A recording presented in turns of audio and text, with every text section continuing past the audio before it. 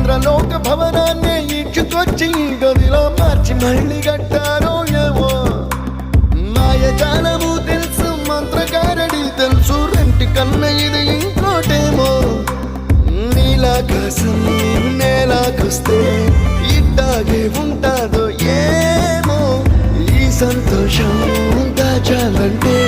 హృదయాలు ఓ వంద కావాలేమో ఇంతందంగా ఉంటుందా ఈ లోకం ఇన్నాళ్ళు ఈ మనసుకి తెలియాలేదే పాపం